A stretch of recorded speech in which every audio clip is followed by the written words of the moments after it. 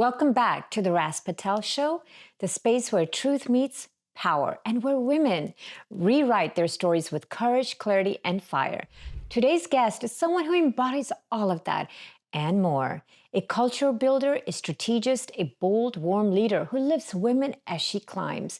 Ladies and gentlemen, please welcome a trailblazer in human resources, culture building, and strategic leadership, Sarita Chauhan, the dynamic Vice President of Human Resources at YRCI. Sarita has spent her career building cultures where people feel connected, respected, and inspired.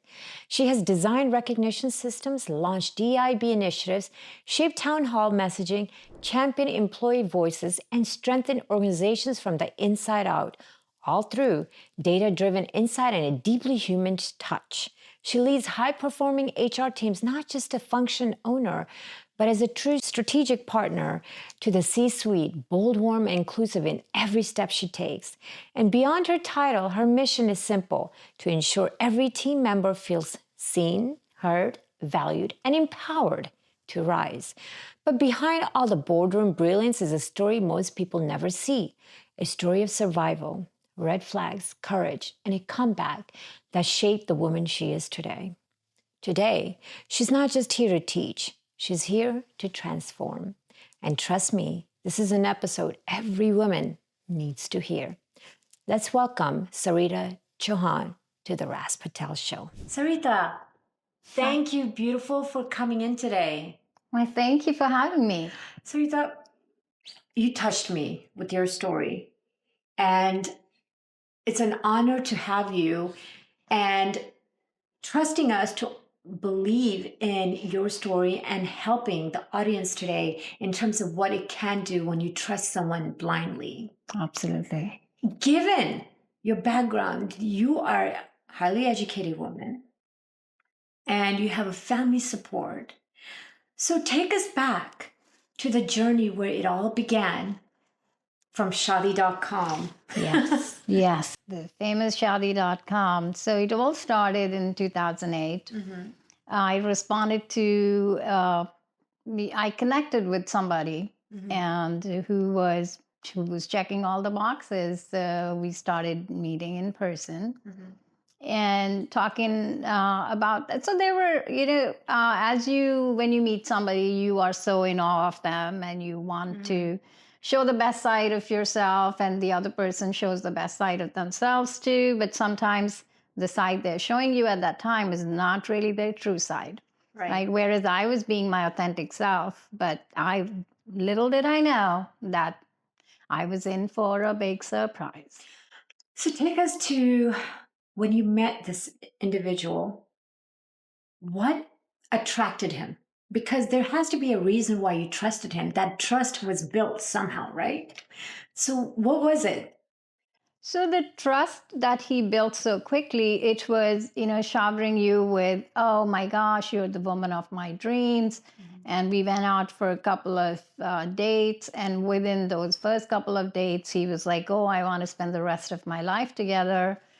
And I didn't stop to think that, oh my gosh, why would somebody, if I've only met them for a few times now, talking about spending the rest of marriage. All of a sudden. But you are in so awe of that person because people are charmers, right? So we all meet those people that are so charming and you instantly feel connection. So he was that kind of individual, or at least he presented himself to be that kind of individual. Understood. So let's now move to where you have met and you're attracted and he's proposed to you. Once you were married, what was the journey like? So the marriage proposal was that he sent me an email and saying, I want you to be my wife. And through the email. And Sarita, you actually accepted this. Yes. The time 2008, Sarita didn't stop to think that how come this guy is not actually doing the proposal like normally people do. But I'm like, I was just so happy. Like, oh my gosh, he wants me to be his wife. Hold up that. Were you on the phone? Were you having conversations prior to this? Were you dating, going out for coffee dates, lunch dates, dinner dates? We did a few. Like I said, it happened really quickly. Within the first couple of days before I could really, people can only keep up pretenses for a short period of time. Right. And within that time, they try to reel you in. And that's what was happening, although I wasn't aware of it at that time. So the marriage proposal came really quickly. And of course, I told my parents, they've said, well, don't do it. You don't know him that well. But I'm like, no, he wants to marry me. And yes, I want to marry him. So the marriage happened really, but it was really quietly. It wasn't really a wedding. It was more, we went to the courthouse and signed the papers. And you're okay with that? I was okay with that because, if that's what he wanted, and I was trying to do everything he wanted. So yes, that's how we got married. And Your sisters, brothers, they're okay with, or did they give you feedback that they wanted to actually attend your wedding? Something, like the big dhumdham style weddings that happens in Indian culture. No, because he said he wanted it really quiet. I couldn't believe how nervous he was when we were at the courthouse. He was pacing up and down, and I'm like, we're just getting a marriage certificate. What is there to be so stressed up about? But of course, it comes out later why he was so stressed up. But he said, I don't want anybody else at our wedding. It's just me and you. There was nobody from his side. There was nobody from my side. It was just the two of us because he said that's how he wanted it. So I wasn't waiting. My siblings live all outside of USA. They live in Dubai. They live in Germany. So nobody had the time to come because he rushed it so much. So we just got married. So once you were married, Sarita, when did the red flags started happening? Or should we say, obviously the first few months, or was it even first few months where, you were in this honeymoon stage of being romanticized, the flowers, the showering with love? Did that exist first of all? No, it didn't. There were no flowers. There was showering with love with words, yes, but there wasn't anything else. So I would come to what happened because I found out things later on. So when we got married, I was living in Reston. I was in my townhome, and his recommendation was, "Oh, you should move into my townhouse with me, and we'll rent your townhouse." I'm like, "Fine, Which that is makes fair sense." enough, So made sense. Yeah. So we did that. But he said, "Bring few pieces that I really like in your house with you." So here I am. I brought some of my antiques, my antique paintings, some of the things that I had at my house, he wanted in our space together. So I got some of those things. And I also used to have a phone. And What do you mean you used to have a phone? I had my own phone. And he smashed it saying, I don't want anything from your past. Now, we're talking about red flags. I think the first red flags everybody should know is, why is the man rushing you so much? Why is it there hush hush? Why he doesn't want to tell anyone? Why you have not met any of his friends? Those were all red flags glaring at me, and I was so in love that I just wanted to ignore all of that. Not that I didn't think that, why is it so much rush? But the rush was because he couldn't keep up that pretense for a long time. Because I'm a smart woman. I would have figured it out, but he didn't give me time. And I was, again, ignoring all the ignoring the red flags that I thought to myself. But I'm like, no, it couldn't be. And he smashed the phone from your past, but your pieces and furnitures are from your past. Exactly. Right. So those went with me.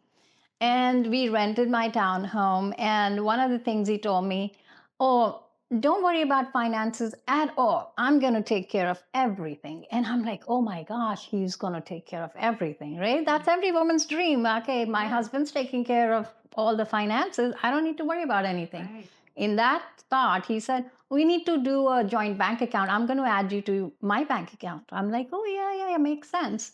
So he adds me to his bank account. I close my bank account. And now I'm in my mind, I'm a joint bank account holder, but later on it comes out to be something else. So now I'm in his house, and my paycheck is going into the bank account that he has. My jewelry is in the locker that he has at his bank. And so that's what is going on. Then I don't have my phone because he smashed it. So he said, I'm going to get you a phone. I'm like, oh, good. So now I have a phone. Then he says, oh, I'm going to get you American Express a card so that you have it for the household expenses. And I'm like, oh, yeah, sure. So I have an American Express with a huge credit limit. And as the days pass, and of course, I don't get the mailbox key because he lived in a townhome as well in Herndon, and he would check the mail, and he would only bring the mail into the house, the ones that he thought I could see. And you never, for how long did you not check the mail? For 2 months.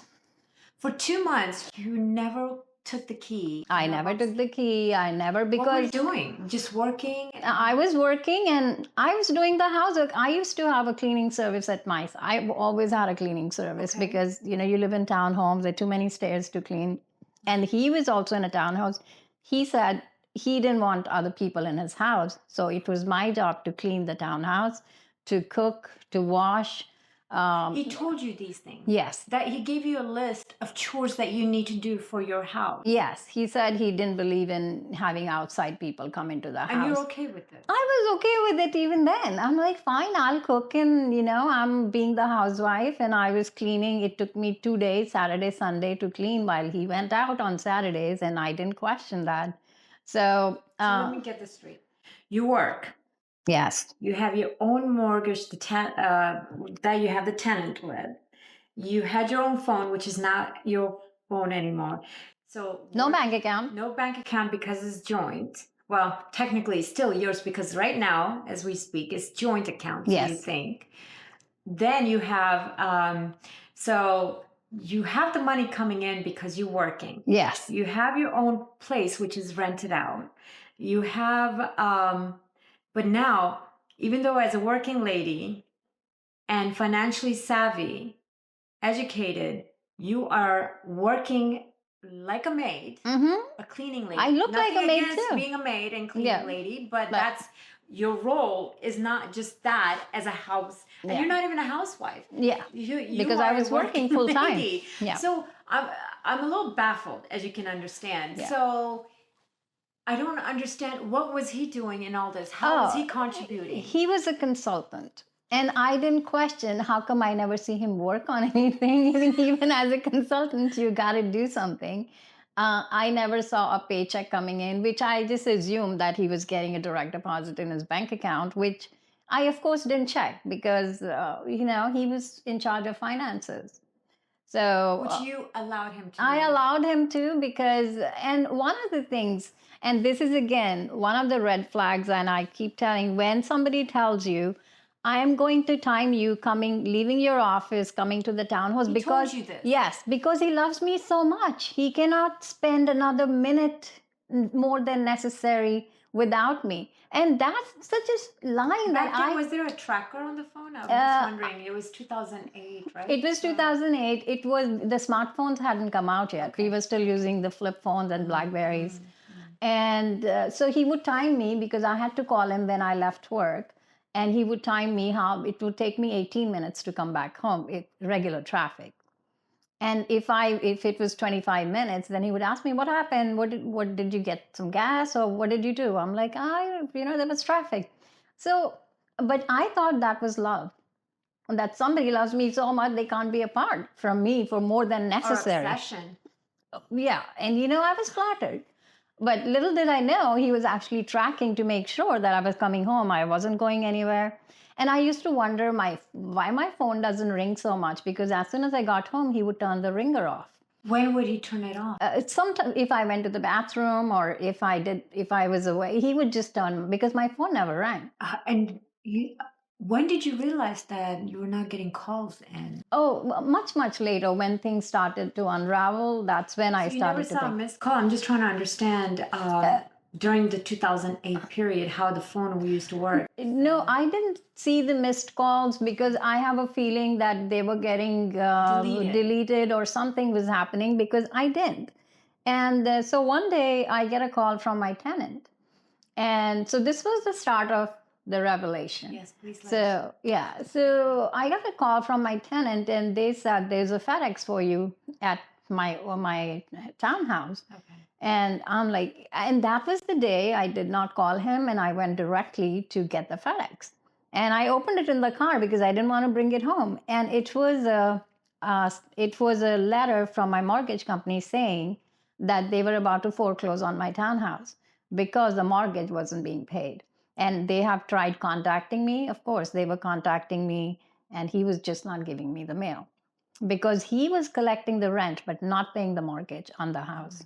So that's when I first started. Then it all came together that, okay, if he's not doing this, what else is going on? So that was an eye opener. I actually sat there in the parking lot and cried that now I realized what I had done, that I'm being. It hit you. And it hit me, and it hit me good, because then everything started to fall in place. Why was he rushing me? Why would he say your parents are always talking against me? So he stopped me from talking to my parents. So for 2 months, I didn't even talk to my parents, my siblings. And that's another red flag. When a man tries to cut you off from your friends and your family, that's another red flag. So, of course.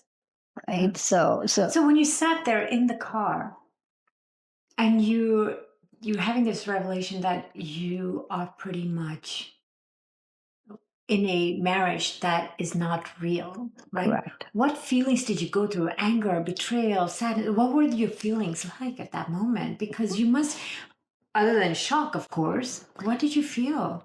I think betrayal was the first feeling, that I trusted somebody so much to the extent where I gave him everything I owned, right? He had my jewelry, he had my bank balance, he had everything. And I suddenly felt that I'm going back to his house. So betrayal was first, and then it was just anger at myself. How can I be so naive?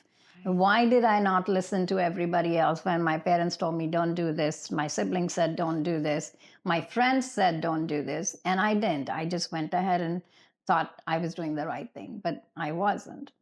So I went home, and I didn't still question him because I was still thinking what all is going on.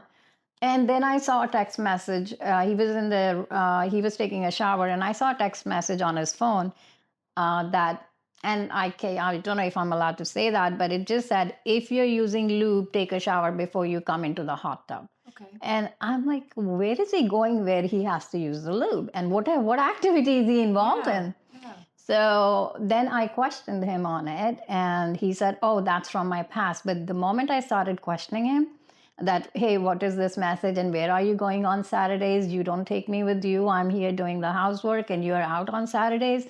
And so that's when he started to say, that's when he started to feel that I was catching on to him. Then suddenly, and how many months has it been? This was the 2 months had passed since we were living together. Okay. And then he decides he has a business trip. And I'm thinking, you don't even work. What business trip? But he goes away for 2 weeks. And in those 2 weeks, he cuts me off because I was not a joint account holder. He had added me as a secondary, as whatever. I don't know what he was doing, but he could just as easily cut me off from his bank account because he added me in so he could take me off. So I was already taken off his bank account. And this was the day I had just gotten paid that Friday. And this Monday, I found out that he had taken me off his bank account. And then I found out about the mortgage not being paid. Then I found out that the American Express card that he gave me for household expenses, which I was putting everything on, was in my name. It was a secondary card from him. Now I owed $11,000 or $14,000, I don't remember the amount exactly, to American Express because it was in my name. And he had opened another, because it was it was a huge limit. So he had a supplementary card on my name that he had. And I forgot to tell you, he also made me, because he was a consultant and because he doesn't get a paycheck and I was the one getting a paycheck, he wanted to get a BMW, but he couldn't because, I'm a consultant. I don't get a regular paycheck, so it has to be in your name. So I had a BMW in my name. And all this in 2 weeks. I was just finding things out. So where was he really in 2 weeks? He was probably still in town. He was just trying to make sure that I'm not doing anymore. Now, so then I went to work, of course, and I came back and he had changed the locks on me. So now I am homeless because my tenants have a 1-year lease. I have no clothes except for the clothes that I was wearing because all my clothes are in his closet. I had no bank account because he'd cut me off. I had nothing. I was homeless. And so when you were homeless, let's retrace our steps. Did you alert the legal systems? Did you tell them during that time, or was it after? What was that period of time? Because now you know, but in the 2 weeks that he's gone, that this is it. It's done. It's over, right? Yeah. And were you taking actions at that point? 2 weeks. I tried to take the money out of the bank account. That's when I found out that he had cut me out. There's nothing the law can do because we were married. We just had to go through. Go to the court? No, we didn't. I mean, I didn't at the time. I was just trying to deal with it. All I wanted to do was get back in my house, get my money back, get my jewelry back, and get rid of all the debt I had on my head suddenly because of all that. So fortunately, my ex-husband came to my rescue, and for my townhouse, he loaned me the money to pay so that I couldn't go into homeless. You have no money. You have a bad credit. And my credit was in ruins because, of course, the mortgage, and then also he wasn't making the BMW payments either. Yeah. And he wasn't making any other payment either. So my credit was so bad. And again, this is the lesson that I have learned, that don't trust anybody blindly financially. I couldn't even, so I finally had to rent an apartment. But when I went to sign the lease, they'd rejected me because my credit was, it had tanked. Right. So my ex-husband had to actually co-sign. Then I had no furniture because the good furniture was in his house. So I had to. And you couldn't take it out? I couldn't because he changed the locks on me, and he threatened me that if I tried to come on the property, he was going to call the police. And so even to rent the furniture, my ex had to co-sign for it. And then I had to eventually take him to court and start slowly. I mean, the courts couldn't do anything. We were married and they said it's marital asset. So I could barely but my jewelry, because my jewelry was prior to our wedding. So I got my jewelry back. I couldn't get any cash back or anything. So that was what happened. And, in early 2009, because I met him late 2008, in early 2009, suddenly I was no credit, no bank account, no house to go to. I mean, and I was this person that was educated. I was leading departments. I was leading people. And here I find myself suddenly in the same vulnerable situation that you try to protect others with. Yes. Yeah. It's a lesson learned in many aspects. The financial aspect of it, the security, the confidence that you should have within yourself before you can trust anyone else, the red flags, the signals. So and thank you for sharing your story. So Sarita, why do you think most women go through what you did? I think it's the insecurities. It's the fear of being alone, right? So especially in our culture, you see women are made to think that they have to have a husband, they have to have kids.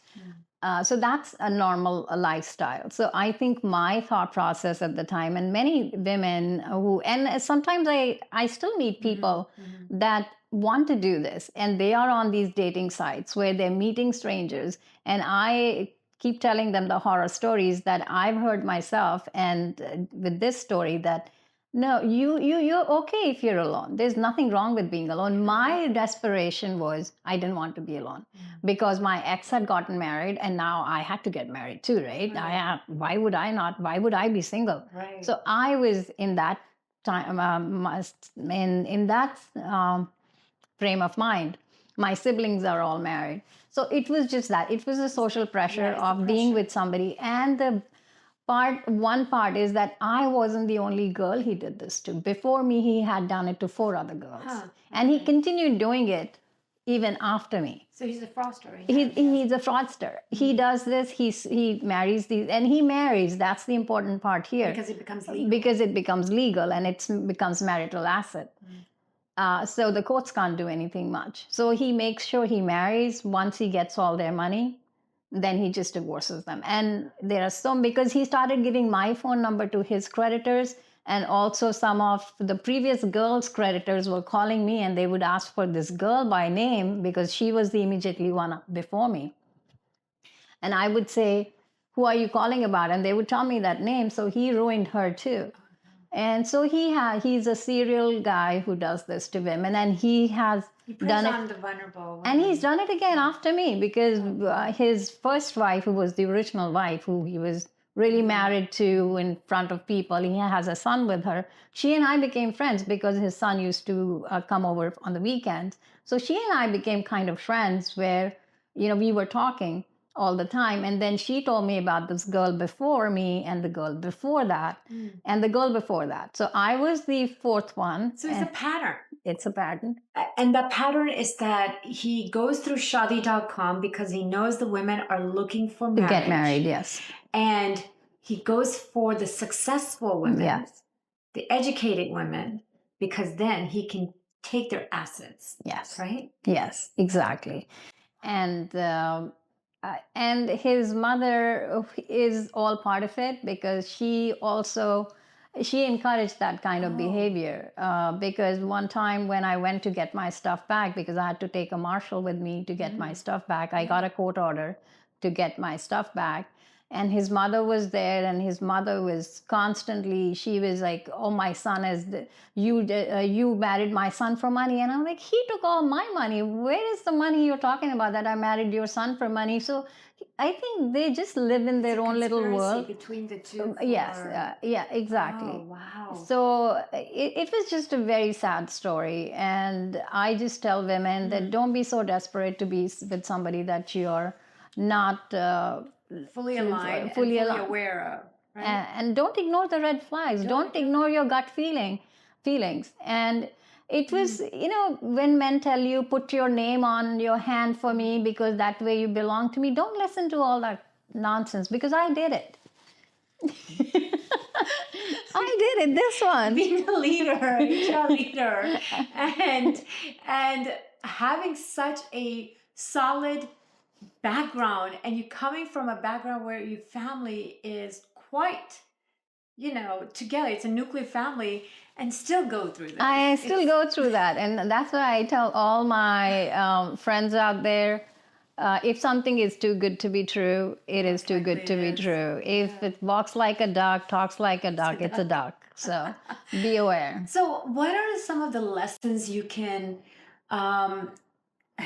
provide to our viewers here, the women that are listening, and even men? I mean, I won't single them out as well. The do's and don'ts. What are some of the things that you should look into relationship? Right? Let's start with that. Yeah. So I would say, trust but verify. I still believe in human relationships. I still believe in relationships, but trust but verify. Don't blindly trust anyone, especially if you're a woman or a man for that matter. Your money is your money. Don't give it to somebody else. If somebody tells you, don't worry about finances, I'm going to take care of it, don't listen to that. And I've learned, you are the CEO of your life. You decide how you want to spend your money. You decide what you want to do with it. Don't give it to somebody else to handle. And it's okay unless to have it's separate and it's accounts. Totally fine to have separate bank accounts. Have one for your regular expenses, and always have that one nest egg with you. So that was one lesson I learned. Another thing is, it's okay if you're alone. It's better to be alone than to be with somebody like that person that I was with, who's going to cheat you. He not only was cheating on me just by cheating, but he was also cheating on me in marriage. He was actually having all kinds of relationships outside of marriage. And I have to tell you that if you ever find yourself in that situation, get yourself tested like I did. Once I found out that he was having extra relationships, I actually got myself tested, because it's very important. Smart. Yeah. I thankfully I was all good. So I would just say trust, verify, and just if it's too good to be true, it probably is. So always look into the And background. always question the Always question. relationship and the family. The fact that you didn't see his friends and family Yeah. members, that's important. That is very important. Now, ask why this guy doesn't have any friends. Because at least somebody would call him once in a while. Nobody ever called him. Nobody came to our house. Nobody invited us out when And we the mother got married. showed up only afterwards. Mother showed up much later, and the friends that I invited, he made me feel so uncomfortable in the house that I was calling my own that I never invited them back. Wow. So he was pushed your friends away. yes, And friends and family. family. Yes, So that's a huge red flag. that's a huge red flag when somebody doesn't want you to talk to your family. Let's talk about the don'ts. He abused you in many aspects, mentally and physically, right? Yes. So what are some of the red flags when you hear some of the words that you hear that this is not acceptable for anyone to speak to you in this kind of tone or voice or have this type of behavior? I think we sort of touched, but not really. Yeah. So it's one time when somebody tries to put you down, your looks down. He purposely bought me extra small lingerie, and I'm not an extra small person, right? Just to make me. And he said, "Look, you're so fat. You don't even fit in this." So that they would degrade you with words. And one time he threw a plate full of food at me because there's too much salt. It didn't hit me, and he didn't mean it. He wasn't throwing it at me. He was just throwing it. But those type of behaviors, nobody should be accepting it. No, whether it's from anyone, really. Yeah. So the fact that he isolated you, right? Yeah. And his tone, his attitude, and putting you down. These are things that you should not accept, no matter what, Exactly. Yeah. right? And then, and the number one thing is proposing to you So quickly. quickly. So quickly through email and then accepting it. I think don't lower your standards. I did. I just went way down. Like I was accepting anything and everything. So don't lower your standards. If you really want a partner, there is somebody out there for you. You don't have to lower your standards to be with somebody. Right. And you knew something was wrong. You had the intuition. You had the gut feeling. Yes. And it's sometimes, not sometimes, it's always important to listen to your gut feelings. Absolutely. And I ignored every single gut feeling I had about this guy. I was just I was so afraid that, oh, I'll be left alone. I'll be growing old alone. But I'd rather do that than be with somebody that's so deceitful. So, yeah. So, again, what do you think of marriage when you're in it? We understood about relationship, the do's and don'ts. How about you let the viewers know what, after all this, what does a marriage look like and should look like from your angle? Yeah, I think I've seen a lot of successful marriages. My parents were married for almost 60 years. My older sister's married for a long time now. So marriages are, I think, an equal partnership. That's when it will probably succeed. And I think love is so important. Not that, buying me flowers every day, but the real love, real caring is really important. I still believe in the institution of marriage. It's just that my standard is way up here now for a partner that if I'm single and if I'm single for the rest of my life, so be it. I'm happy with that. Exactly. And that's the thing. Yes. You're happy Yeah. with yourself. Yes. And with that, thank you, Sarita Chauhan, for letting the viewers know the number one thing is to be happy with yourself. Exactly. Thank you for having me. Yes. And there you go, Sarita. Thank you for your courage, your honesty, and for using your pain as a platform to protect other women. And to every woman watching, remember, you deserve love that feels like safety. You deserve a partner who celebrates your power. And you deserve to rise without apology. This is the Raz Patel Show. Until next time, stay bold, stay aware, and stay fearless. Thank you, Sarita, for coming on to the Raz Patel Show. We love you and for empowering all the women out there. Take care. Bye-bye.